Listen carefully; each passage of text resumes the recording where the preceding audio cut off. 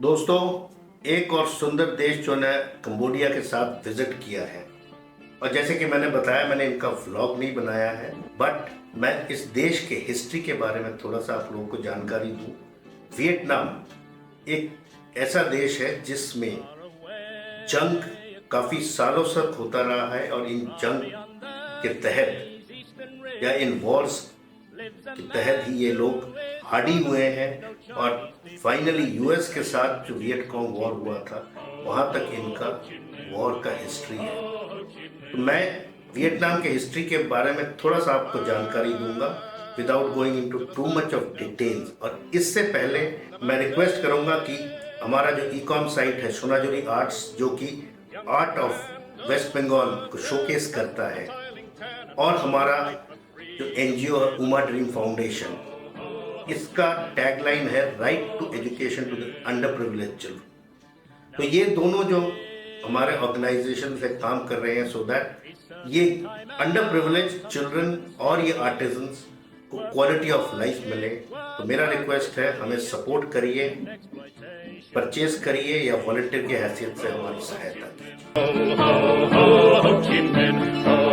आगे चलते हुए वियतनाम का pre history ancient east Eurasian Hunter gatherers, जो कि 40,000 साल पहले इनिशियल अपर पैलियोलिथिकल वेव या हाउबिनन्स या तिनुअन मैन के इससे इवॉल्व हुआ था। ह्यूमन माइग्रेशन वियतनाम में नियोलिथिक पीरियड से सदर्न ईस्टर्न एशियन पॉपुलेशंस के तौर पर एक्सपेंशन से आते रहे हैं। और 1700 बीसी में जो लोलैंड्स थे उसमें ये एग्रीकल्चरल, जिसमें कि ये मिलेट और वेट राइस की उपज में पैदा करते थे, जिसमें फ्लड प्लेन्स ऑफ वियतनाम इस माइग्रेशन को सपोर्ट किया है। और ये जो मेन इसका एक रिवर है रेड रिवर, जिसका एक वैली बन रहा था, जो कि नेचुरल ज्योग्राफिक और इकोनॉमिक यूनिट से बाउंडेड था, जिसका नॉर्थ और वेस्ट पे माउंटेन्स और जंगल थे। और ये दक्षिण तरफ इसका रेड रिवर डेल्टा था और ये बेसिकली फ्लड्स को रोकने के लिए ये माउंटेन्स काफी काम कर रहे थे या हेल्प हो रहा था। वियतनाम का कोस्टल एरिया और narrow land, rugged mountains and दो मेजर डेल्टाज हैं, एक है मेकोंग डेल्टा और एक है रेड रिवर डेल्टा। ये काफी वैन लैंग और यूलैक के टाइम में फ्लरिश किया है 500 बीसी में। और सेंट्रल वियतनाम में साह्यूंग कल्चर, जो ऑस्ट्रेशियन चैमिक पीपल है, वो काफी थ्राइव कर रहे थे। और ये जो दोनों डायनेस्टीज थे, इसको हैन डायनेस्टी, जो कि नॉर्थ से एक्सपैंड करके आए थे, और नैनगुआ में आके इन्होंने वियतनाम को चाइनीज रूल के अंडर डाला 111 बीसी में। और 40 एडी में ट्रुंग सिस्टर्स ने रिवोल्ट किया इनके अगेंस्ट में और अपना राज एस्टैब्लिश किया है। बट देन समय के चलते इस ट्रुंग सिस्टर्स के रेबेलियन को डिफीट कर दिया है और हैन डायनेस्टी कमजोर हो गया। और 2nd सेंचुरी एडी में चाइना अगेन आके इस पे काबू करने लगे हैं और इनके अगेंस्ट में वियतनामीज ने फिर से खड़ा होके अपने आप को फ्रीडम देने का कोशिश किया है। और 192 एडी में चम या सेंट्रल वियतनाम में फिर से इन चाइनीज के अगेंस्ट रिवोल्यूशन हुआ और चंपा करके जो इंडिपेंडेंट किंगडम है वियतनाम का, जो कि रेड रिवर डेल्टा के आसपास खड़ा हुआ था, यहाँ पे स्थापित हुआ है। इस समय यहाँ पे बुद्धिज्म और हिंदुइज्म दोनों ही धर्म फैल रहे थे। और Vietnam was the first place in Southeast Asia which shared influences of both Chinese and Indian culture, and the rise of Indianized and the first Indianized kingdoms of Champa and Funan rose in this period. और इन 1000 सालों के अंदर there have been, और इस Chinese domination के against में बहुत सारे रिवॉल्यूशंस भी हुए हैं और ये जैसे कि मैंने बताया ट्रोन सिस्टर्स या अर्ली लाओ, खोक, ध्वंग ना इत्यादि आते और जाते रहे हैं। और 938 से 944 में न्यू क्वेन किंग ऑफ वियतनाम जो कंबाइंड था, उसमें उन्होंने अपना सोवरेन पावर किया था बैटल ऑफ बाचतांग के बाद। और नेक्स्ट मिलेनियम जो कि अगला सेंचुरी आया, उसमें लोकल डायनेस्टीज जैसे न्यो दिंग, अर्ली लेलाय, त्रांग हो, लेटर दांग, लेटर ले, मैक, रिवाइवल ले इत्यादि आते रहे हैं और पावर में आए हैं, और दूसरे उसके बाद डायनेस्टीज ने टेक ओवर भी किया है। और इस दौरान में वियतनाम में काफी सिविल वॉर्स हुए हैं, और चाइनीज डायनेस्टी जैसे सोंग, युआंग, चाम, मिंग, सियामीज इत्यादि डायनेस्टीज आए हैं। और उसके बाद फ्रेंच और जापानीज डोमिनेशन भी हुआ है वर्ल्ड वॉर 2 के बाद। वियतनाम काफी सालों तक चंपा स्टेट्स जो कि पार्ट ऑफ कंबोडिया थे, मेकोंग डेल्टा से आके 1471 से लेकर 1760 तक पावर में रहा है। रेड रिवर वैली को मिंग एम्पायर ने काफी सालों तक कंट्रोल में रखा है। और इसके बाद करीब 100 या 150 साल तक फ्रेंच कॉलोनाइजेशन हुआ है, जबकि उस दौरान वियतनाम को काफी रैवेज किया है फ्रेंच ने। और लेटर ऑन देन जब रेवोल्यूशन हुआ and Ho Chi Minh came and there was communist powers, and Vietnam को 2 हिस्सों में बांटा गया, नॉर्थ वियतनाम और साउथ वियतनाम। और इस फ्रेंच पीरियड के दौरान मैल न्यूट्रिशन, ब्रूटैलिटी काफी हद तक था। और जापान 1940 में आके इन्होंने इस post world war 2 military political effort से फ्रांस और यूएस के अगेंस्ट खड़े हुए। देन जैसे कि मैंने बताया है, कम्युनिस्ट इंसर्शन हुआ है, और वर्ल्ड वॉर 2 के बाद सितंबर 1945 में वियतनाम को रिपब्लिक का हैसियत दिया गया है। And there were 2 divisions.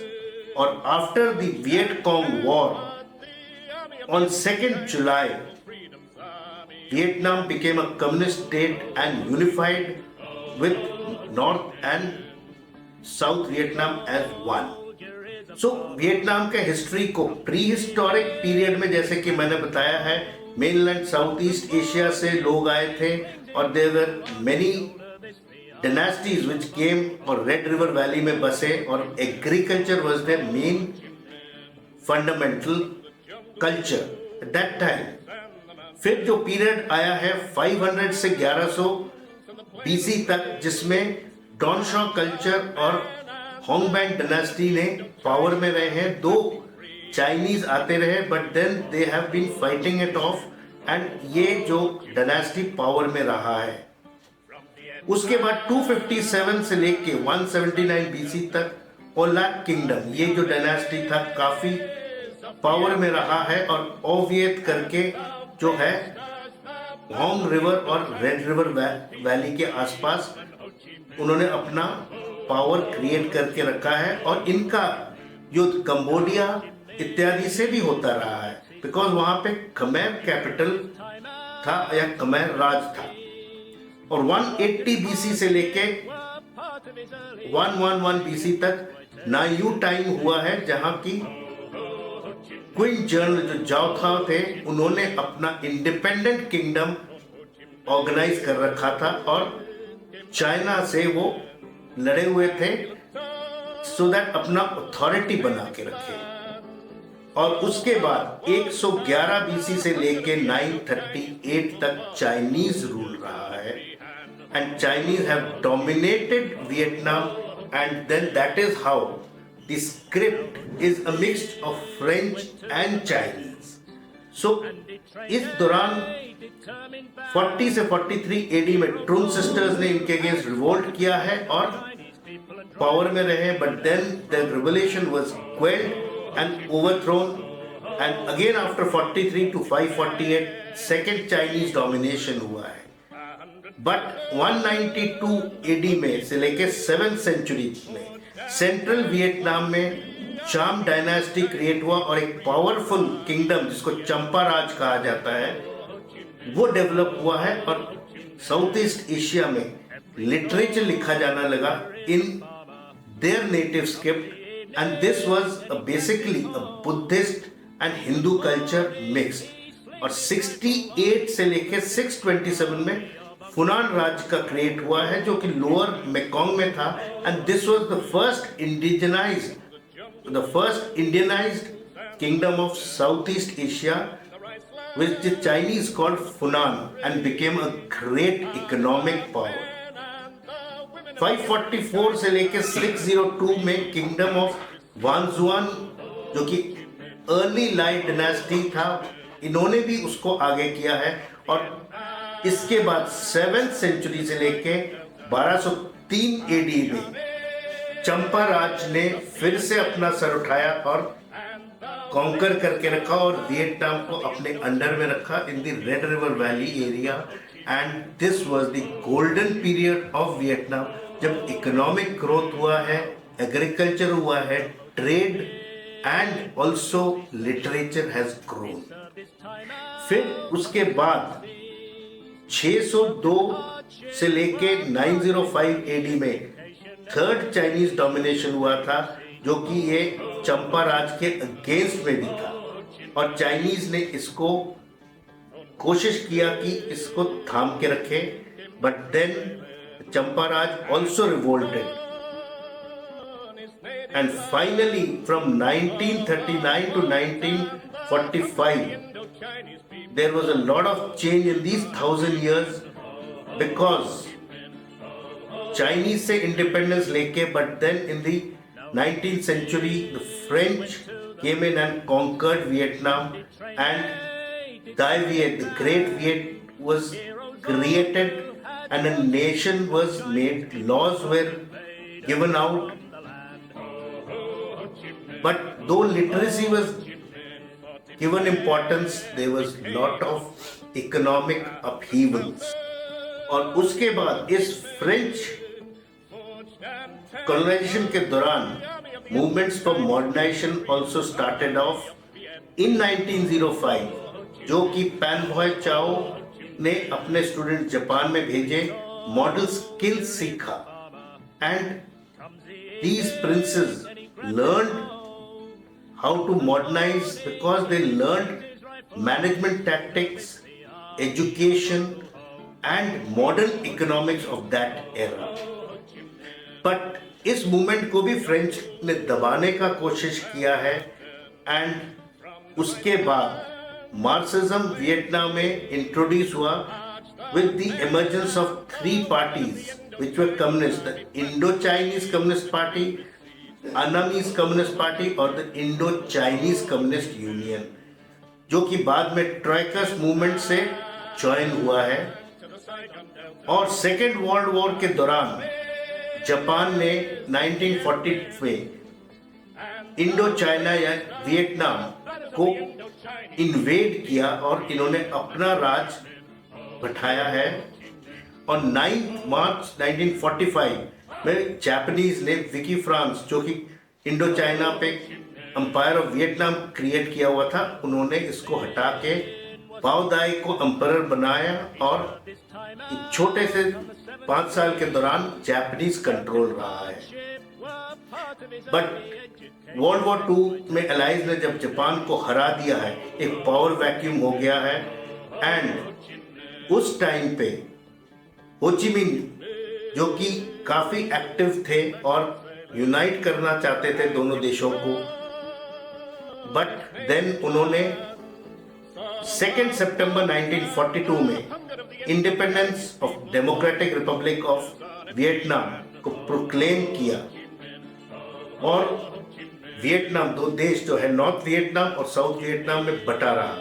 और 2 सितंबर 1945 में जब हो ची मिन्ह ने democratic Republic of Vietnam create किया, उस टाइम ये कम्युनिस्ट वियत मिन्ह के नाम से जाने जाते थे और अलाइड फोर्सेस जो कि यूएस एंड फ्रांस ने मिलके, बट ये इंडिपेंडेंस के बाद भी ये मूवमेंट चलता रहा और वियट मिंग और right wing government of France ने जब रेजिस्ट किया है एंड 46 में वो जब फ्रांस से लौटे, हापलोंग पे बॉम्बार्डमेंट हुआ जिसमें करीब 6000 लोग मारे गए थे और कम्युनिस्ट गवर्नमेंट्स ने लेटर फ्रांस जो हनोई कैपिटल में थे वहां पे अटैक हुआ और फर्स्ट इंडो चाइना वॉर जिसमें the city of Hanoi was captured by the French army as a political alternative to Ho Chi Minh and his DRV. France decided that following his service to the Japanese to bring back the former emperor Bodai. और ये decolonisation जो कि world war 2 के बाद हुआ जिसमें US और USSR ने कॉलोनाइजेशन को अपोज किया और फ्रेंच लेफ्ट विंग गवर्नमेंट के साथ और वियतनाम एंटी कम्युनिस्ट पॉलिटिशियंस जो कि बोदाई लीड कर रहे थे उनके साथ नेगोशिएशंस हुए और ये जो चलता रहा है war on taking over of Vietnam and the powers, इससे चलते 1954 से लेके 75 was one of the most cruel periods in Vietnam history because the Viet Cong and the regular People's Army of Vietnam, the forces of DRV, unified the country under communist rule. और इसमें north और वियट Kong जो कि USSR support कर रहा था और दूसरे को US military was supporting and the long 20-year war between the Vietnamese and the US carried on. Finally, this war saw many devastations because napalm was used, Agent Orange was used. There have been a lot of damages and 3 million people suffered from illnesses and after effects of all these nuclear, biological and chemical warfare. Till today also it is said that Agent Orange effects are felt. And during this period in 1969 in South Vietnam, Saigon was renamed after Ho Chi Minh as Ho Chi Minh City. और ये जंग जो US north Vietnam को USSR support कर रहा था और south Vietnam को यूएस मिलिट्री इतने सालों तक चलता रहा है और जब नॉर्थ और साउथ में सुलह नहीं हुआ but then US realise that this war is not beneficial for them and एक टाइम पे तो the US military was about 5,40,000 during the Tet offensive in 1968 which was the maximum in any offensive till now. So finally, in 1973, the US forces withdrew and after 76, North and South Vietnam were unified into a single communist government and post 1975, it is the Communist Party, the CVP, which is in power and carrying on. And with this, Vietnam started moving ahead and growing in its economy. On 11th January 2007, Vietnam became the 150th member of the WTO and also the World Bank. And Vietnam economic growth has been taken as a success story. And Vietnam, with its history of wars and ravage, has grown and right now it is moving forward as one of the major economic powers of Southeast Asia and moving ahead. The cities are very well laid out and well planned and is a must visit site which we must go, and you can divide your visit to Vietnam into North Vietnam, Central Vietnam and South Vietnam and also see the landscapes and the history of Vietnam over the periods when it has been going through various dynasties and wars. So if you have liked this little history of Vietnam and have benefited, please share this video so that others also know about the history of wars of Vietnam. जय Hind. Ho, ho, ho, Ho Chi Minh, ho,